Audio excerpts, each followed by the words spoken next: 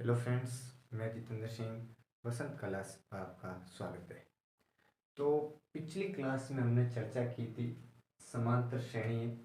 समांतर श्रेणी क्या होती है, श्रेणी क्या होती है और समांतर श्रेणी का अर्थ क्या होता है, उसका व्यापक रूप क्या होता है और उसमें पदों की संख्या को क्या कहते हैं, उसका अंतिम पद है वो अंतिम पद को आप क्या कहते हो, और उसकी व्यापक रूप में है वो आपके पास समांतर श्रेणी प्राप्त होती है, वो समांतर श्रेणी क्या होती है। उसके बाद उसमें जो अंतर होता है वो सार्व अंतर है, वो सार्व अंतर है उसको आपने क्या नाम दिया।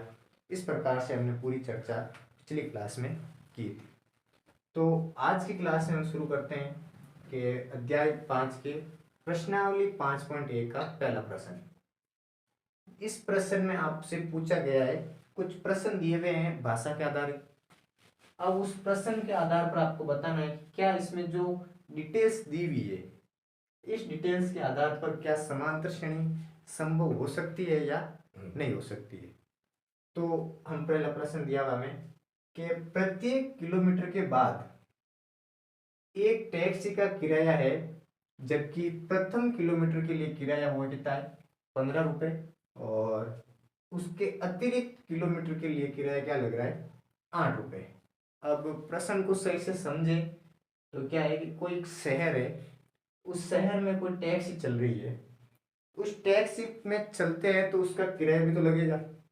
अब वो किराया लग रहा है तो उसने प्रश्न के अनुसार किराया क्या कर दिया, फिक्स कर दिया कि अगर प्रथम किलोमीटर का मतलब हुआ आप टैक्सी में बैठ के अगर 1 किलोमीटर जाते हो तो आपके कितने रुपए लगेंगे, 15 रुपये लगेंगे।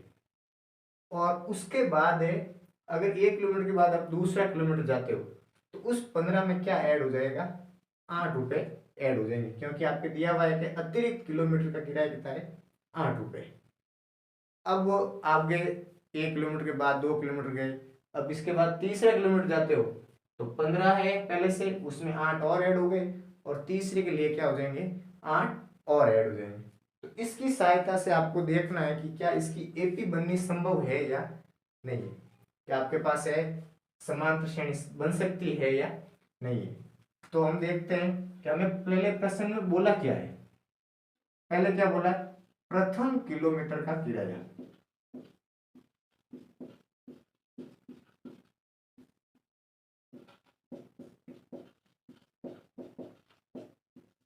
प्रथम किलोमीटर का किराया आपके पास कितना दिया हुआ है, 15 रुपये, और अतिरिक्त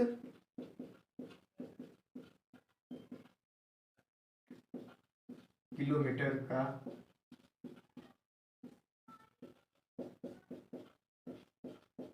किराया आपके पास है 8 रुपये।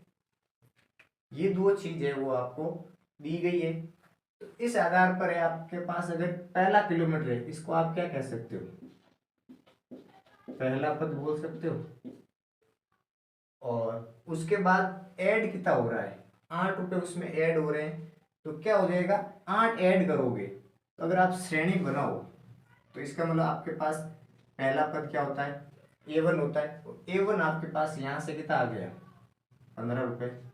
अब मैं रुपए नहीं ले रहा हूँ क्योंकि हमारे पास सिर्फ आपको पद चाहिए, तो आपके पास A1 कितना हो गया, 15। अब 15 के बाद एपी बनेगी या नहीं बनेगी इसकी जांच कैसे करेंगे, कि आगे अगला पद आपके पास होता है A2 एपी का। अब A2 होता क्या है, A प्लस डी। अगर A प्लस डी है तो A का मान यहाँ पर आपके कितना दिया हुआ है, 15। A1 का हो या फिर आप क्या कह सकते हो, इसको A कह सकते हो, दोनों बात एक ही है। अब A प्लस डी, और डी का मतलब होता है उनका अंतर। अब अंतर कितना आ रहा है, कि यहाँ पर किस में जोड़ रहे हो, 15 में आप कितना जोड़ रहे हो, 8 है, वो प्रत्येक किलोमीटर के बाद में 8 ऐड हो रहे हैं, तो इसका मतलब आपके पास सार्व अंतर हो सकता है। ये आपके पास क्या हो गया, सार्व अंतर। प्रश्न के अनुसार प्रथम किलोमीटर का किराया 15 रुपये, और अतिरिक्त किराया है वो आपके पास से 8 रुपये। तो इसको आपने पहला पद मान लिया और इसको क्या मान लिया, सार्व अंतर। तो इसके बाद क्या हो जाएगा, पहला पद आपके पास 15 है ये, और डी कितना, सार्व अंतर को आप क्या लिखते हो, डी से। तो सार्व अंतर आपके पास कितना हो गया, 8।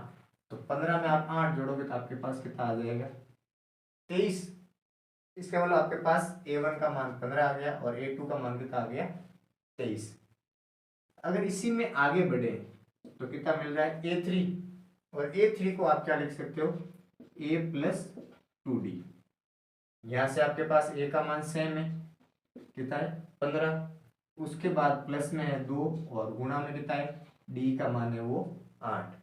तो यहां से आपको क्या मिलेगा 15 + 16, 8 को 2 से गुणा करोगे तो आपके पास आ गया 16, और 15 और 16 को आप जोड़ोगे तो कितना मिल जाएगा 31। तो पहला पद आपके पास 15 है, दूसरा पद आपके पास 23 आया और तीसरा पद आपके पास कितना आ गया 31। इस प्रकार आप सरल करो तो आपको क्या मिलेगी, एक एपी मिल सकती है। तो यहाँ पर आप क्या लिखोगे एपी, एपी में क्या होता है A1 A2 A3, ये अनंत चलेगी। अब आपको ये पता करना है कि एपी बन सकती है या नहीं। अब अंतिम पद इसमें नहीं पूछा है, इतना इसको इतना ही बताना है कि एपी संभव हो सकती है या नहीं हो सकती है। तो आपके पास A1 का मान कितना आ गया 15, उसके बाद A2 का मान कितना आ गया 23, और उसके बाद A3 का मान कितना आ गया 31। इसी तरह आपके पास चौथा पद, पांचवा पद, छठा पद, इस तरह से आगे बढ़ेंगे तो उसके हिसाब से क्या हो जाएंगे आपको एपी मिलेगी। अब आप इसको वापस चेक करो, क्या इन दोनों का अंतर सेम आ रहा है। 15 और 23 का अंतर कितना आ रहा है आपके पास 8 आ रहा है, 23 और 31 का अंतर भी कितना है 8। तो सार्वंतर क्या हो रहा है सम में समान हो रहा है। तो आप क्या लिख लोगे, अतः इस प्रश्न के अनुसार समांतर श्रेणी है वो संभव हो सकती है।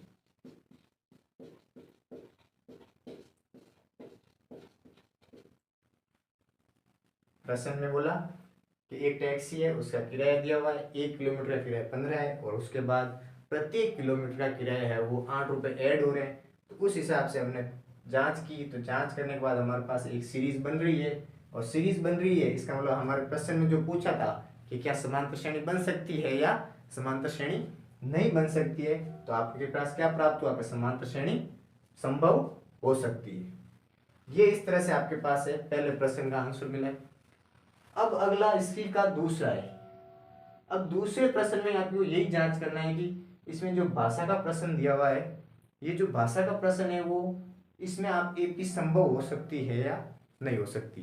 तो आपके पास प्रश्न में क्या बोला है, किसी बेलन में उपस्थित हवा की मात्रा, एक कोई बेलन के बर्तन है या कोई आप वस्तु मान सकते हो जो क्या है बेलनाकार है, अब उसमें है हवा भरी हुई है, जिसमें क्या है उपस्थित हवा की मात्रा है। तो उस बर्तन में या उस वस्तु में है बेलनाकार वस्तु में हवा भरी हुई है, जबकि वायु निकालने का वाला पंप, अब इसमें से एक पंप लगाया हुआ है जो क्या करता है वायु को वापस बाहर निकालता है, और प्रत्येक बाहर बेलन की शेष हवा का 1/4 भाग है वो बाहर निकाल लेता है। जैसे आपके पास शुरुआत में 100 के जैसे कि बराबर हो सकती हवा है, उस 100 का 1/4 क्या हो गया बाहर निकाल दिया, जो शेष बच गई उसमें से अगले पद में और 1/4 बाहर निकाल दी, जो उसके बाद शेष बची उसमें से 1/4 और बाहर निकाल दी। इस प्रकार आपको प्राप्त करना है, क्या इस तरह से आप एपी बना सकते हो या नहीं बना सकते। तो आपको प्रश्न के अनुसार क्या है, अब इसमें हवा है और हवा कितनी है ये आपको नहीं बोला है, तो आपने क्या ले लिया कि माना हवा की मात्रा कितनी है,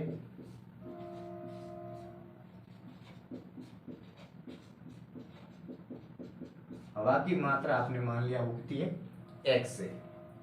अब शुरुआत में x है तो इसका मतलब ये क्या बन गया आपका पहला पद बन गया, क्योंकि शुरुआत में जो बर्तन था या वस्तु थी उसमें हवा कितनी है x है, और जो शुरुआत में होता है उसी को आप क्या कहते हो पहला पद, और पहले पद का नाम क्या दिया हुआ है आपके पास यहाँ पर a कहो या फिर a1, ये मान सकते हो। उसके बाद है क्या बोला है कि शेष हवा का प्रत्येक बार कितना बाहर निकल रहा है 1/4 बार, तो बाहर निकलने वाली हवा की मात्रा कितनी है?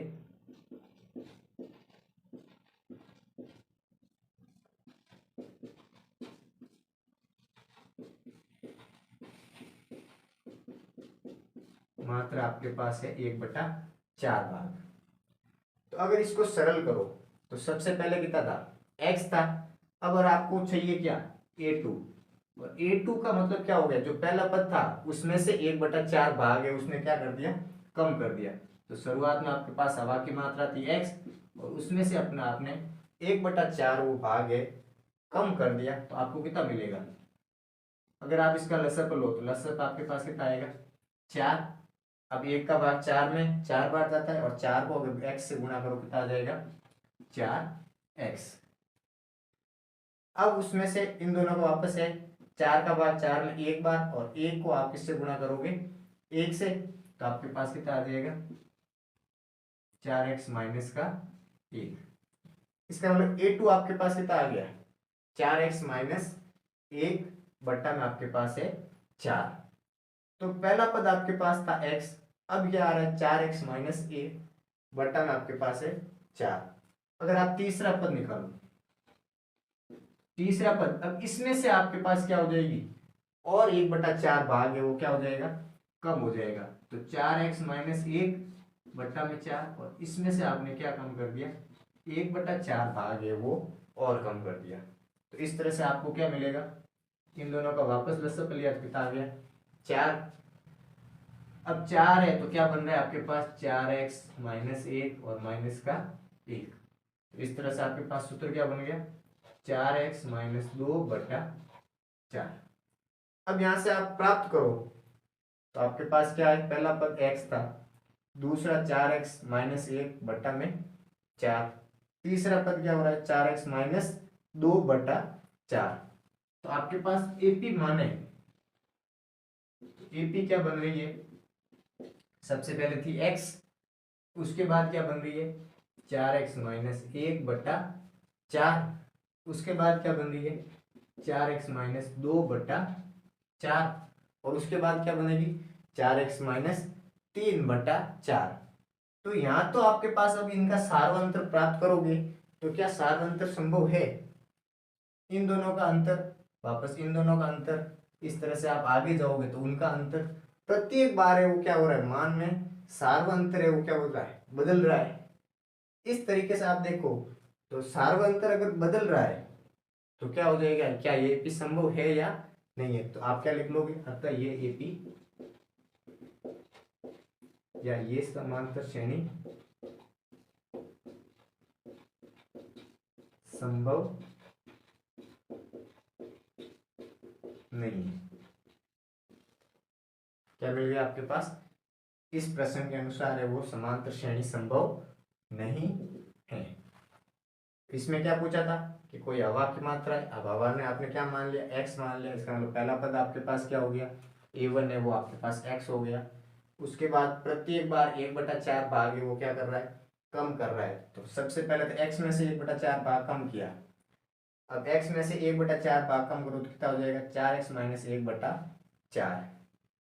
अब उसके बाद है, अब ये भाग है, इसमें से अगर 1/4 कम करोगे तो कितना आ गया? 4x minus 2/4।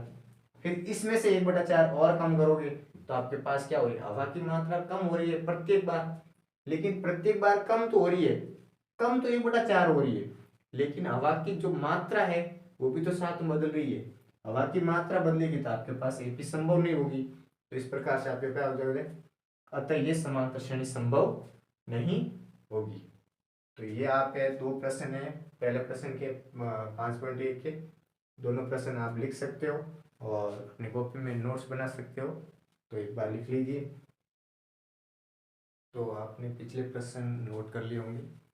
इसके बाद हमारे पास अगला प्रश्न तीसरा और चौथा है जो पहले के पार्ट्स हैं। इस तीसरे प्रश्न में आपको पूछा है कि प्रत्येक मीटर की खुदाई के बाद एक कोई गड्ढा हो सकता है, कोई कुआं हो सकता है, उसकी प्रत्येक मीटर की खुदाई के बाद एक कुआं खोदने में आई लागत है वो कितना है? 150 रुपये। और बाद में प्रत्येक मीटर की खुदाई की लागत क्या हो रही है? 50 रुपये वो बढ़ती जा रही है। जैसे कोई गड्ढा खोद रहे हैं या कोई कुआं खोद रहे हैं, तो शुरुआत में 1 मीटर की अगर खुदाई करते हो तो उसकी लागत कितनी लग रही है, 150 रुपये। और उसके बाद प्रत्येक मीटर की अलग खुदाई हो रही है। जैसे 1 मीटर खुदाई हुई, उसके बाद दूसरे मीटर की खुदाई होते ही 150 में क्या हो रहा है, 50 रुपये वो क्या हो रहे हैं, ऐड हो रहे हैं। तो आपके पास यहाँ से सबसे पहले कितने रुपए लग रहे हैं, 150। तो आपने क्या लिख दिया कि पहले मीटर की खुदाई,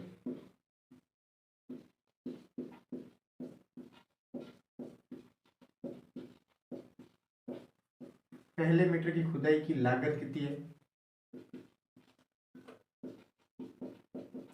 लागत आपके पास है 150 रुपये। उसके बाद है अतिरिक्त,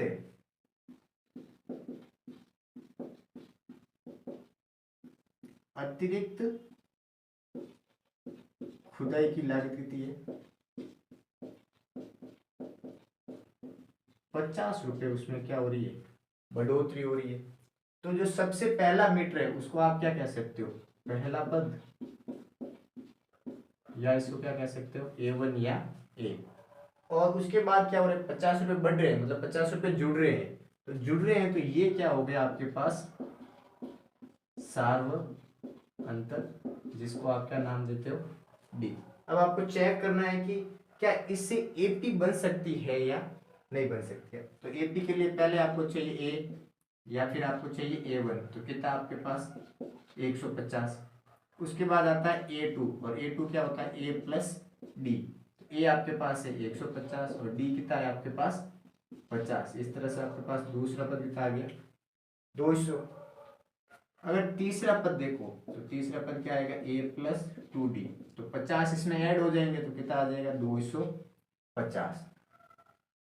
तो यहां से आपके पास समांतर श्रेणी क्या बनेगी, समांतर श्रेणी सबसे पहले A1, फिर A2 और फिर A3, इस तरह से चलते हुए आगे जाएगी। तो A1 का मतलब सबसे पहला पद क्या हो गया आपके पास, 150। दूसरा पद क्या है, 200। तीसरा पद कितना है, 250। इसी तरह अगला पद आएगा, तीसरा, चौथा, पांचवा, छठा, जितने भी पद है आपको चाहिए। अब यहाँ चेक करोगे तो क्या इनका अंतर 50 है, कि बिल्कुल है। क्या इनका अंतर 50 है, तो ये भी सही है। तो अंतर भी क्या आ रहा है, समान। तो क्या ये एपी संभव हो सकती है, तो क्या लिख लोगे, अतः ये समांतर श्रेणी संभव हो सकती है। प्रश्न में क्या पूछा था कि कोई कुआ है, कुछ कुआ बोला है, तो कुआ खोदने में शुरुआत में आपके पास क्या लागत लग रही है, 150। और बाद में प्रत्येक मीटर की खुदाई की लागत है वो 50 रुपये बढ़ रही है। तो पहले 150 थी, फिर बढ़ के कितनी होगी, 50 रुपये बढ़ गए, तो आपके पास हो गए 200 रुपये। और उसके बाद तीसरा पद आता है, तीसरा पद और 50 बढ़ गए, तो और 50 बढ़ते कितने हो गए, 250। इस तरह से आपके पास एपी क्या बन गए, 150, 200, 250, और सबका अंतर भी क्या आ रहा है, समान आ रहा है। तो ये एपी क्या हो सकती है, संभव हो सकती है, अतः समान, ये समांतर श्रेणी संभव हो सकती है। इसी का नेक्स्ट प्रश्न है चौथा। चौथा प्रश्न है, चौथे प्रश्न में पूछा है कि खाते में प्रत्येक वर्ष का मिश्र धन। अब कोई खाता है बैंक में खोला हुआ, उस खाते का प्रत्येक वर्ष का मिश्र धन, मिश्र धन का मतलब हो गया मूलधन प्लस ब्याज। अब मूलधन मतलब आपने कोई भी राशि है वो जमा की, उसमें ब्याज जुड़ते हुए क्या हो रहा है, प्रत्येक वर्ष ब्याज जुड़ेगा, और ब्याज जुड़ेगा तो वो क्या राशि क्या बन जाएगी, मिश्र धन बनेगी। अब वो प्रत्येक वर्ष का मिश्र धन है वो क्या है, आपको ज्ञात करना है। तो उसके साथ में दिया हुआ है, जबकि 10,000 की राशि पर 8% है वो वार्षिक दर से चक्रवर्ती ब्याज का जमा की जाती है। अब जो मिश्र धन आप प्राप्त करोगे वो मिश्र धन क्या है, मूलधन कितना है 10,000, और उसकी दर कितनी है 8%, 8%। और उसके बाद वार्षिक दर मतलब प्रत्येक वर्ष क्या लग रहा है, चक्रवर्ती ब्याज लग रहा है। तो इससे आपको जांच करनी है कि क्या समांतर श्रेणी संभव हो सकती है या फिर समांतर श्रेणी संभव नहीं हो सकती। तो सबसे पहले मूलधन था कितना, सबसे पहले आपके पास मूलधन था 10,000 रुपये। उस 10,000 पर क्या लगा, 8% का ब्याज लगा, तो राशि बढ़ जाएगी, तो बढ़ेगी। आप सबसे पहले था, इसका नाम क्या दे दिया, A1, क्योंकि सबसे पहले 10,000 थे। उसके बाद में दूसरा पद है, दूसरा पद क्या होगा, मिश्र धन बनेगा, और मिश्र धन क्या हो जाएगा, मूलधन प्लस ब्याज।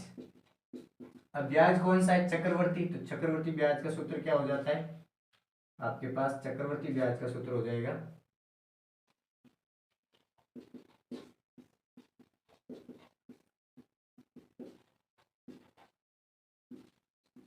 मूलधन प्लस 1 प्लस दर बटा 100, और इसकी घात आ जाएगी आपके पास समय।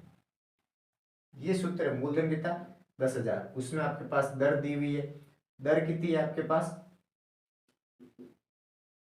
ये मैं यहाँ नीचे सरल कर रहा हूँ, मूलधन कितना है 10,000, और 1 प्लस दर कितनी है 8, और बटा में 100, और घात है समय, तो प्रत्येक वर्ष लग रहा है, तो समय घात क्या हो जाएगी 1।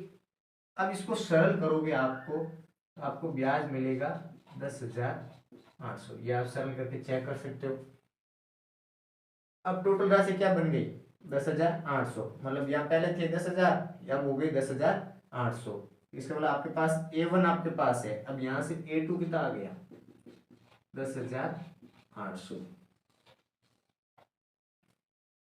अब A1 है A2 है, एक पद हम और निकाल लेते हैं, जैसे एक पद हमने और निकाला A3 निकालते हैं, तो A3 अब ब्याज किस पे लगेगा, अब ब्याज 10,000 पे तो लगेगा नहीं, क्योंकि चक्रवर्ती ब्याज क्या होता है, ब्याज के ऊपर ब्याज लगता है, तो 10,800 पर ब्याज लगेगा, और वो भी दर क्या है 8%। तो अब क्या हो जाएगा, मूलधन 10,800, 1 प्लस 8 बटा 100, और घात वापस क्या हो जाएगी, समय तो एक ही वर्ष का लग रहा है।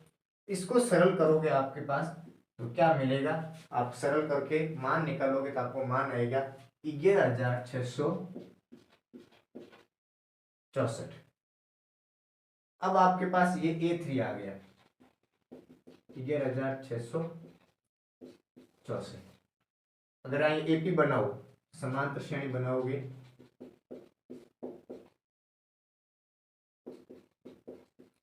तो क्या बनेगी, सबसे पहला पद था आपके पास 10,000, उसके बाद क्या हो गया 10,800, उसके बाद क्या हो गया 11,664। तो देखो इन दोनों का अंतर 800 है, इन दोनों का अंतर 800 नहीं है, तो यह क्या हो रहा है, अंतर बदल रहा है, और AP होने के लिए क्या होना चाहिए, अंतर समान होना चाहिए।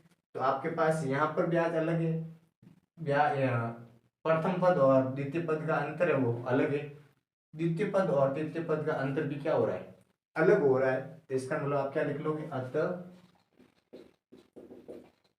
ये समांतर श्रेणी संभव नहीं। क्लियर यहाँ तक, प्रश्न में क्या पहला था, तीसरा आपके क्लियर था। चौथे में क्या पूछा था, तो कोई खाता है जिसमें मिश्र धन है, मिश्र धन का मतलब हो गया मूलधन प्लस ब्याज।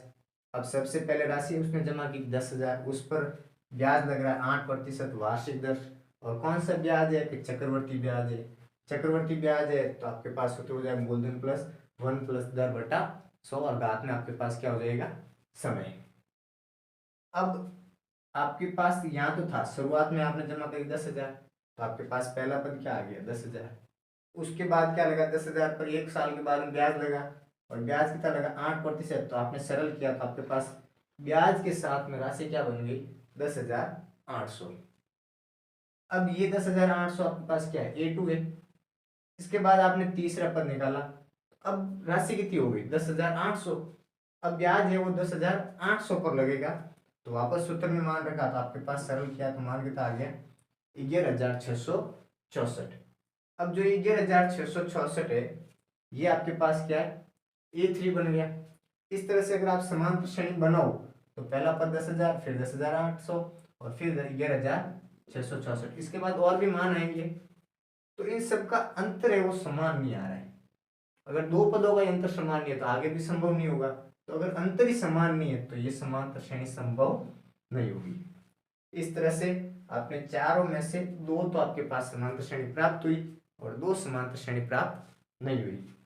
और इससे आगे के जो प्रश्न है उसमें आपको कुछ प्रश्न में आपके प्रथम पद दिया होगा तो आपको डी पूछ सकते हैं, और प्रथम पद नहीं दिया हुआ, डी दे दिया है तो प्रथम पद पूछ सकते हैं, और प्रथम दे दे डी दे दे और तीसरा पद चौथा पद है वो पूछ सकते हैं। इस तरह के इसके आगे वाले प्रश्न होंगे तो जो हम अपनी नेक्स्ट क्लास में करेंगे।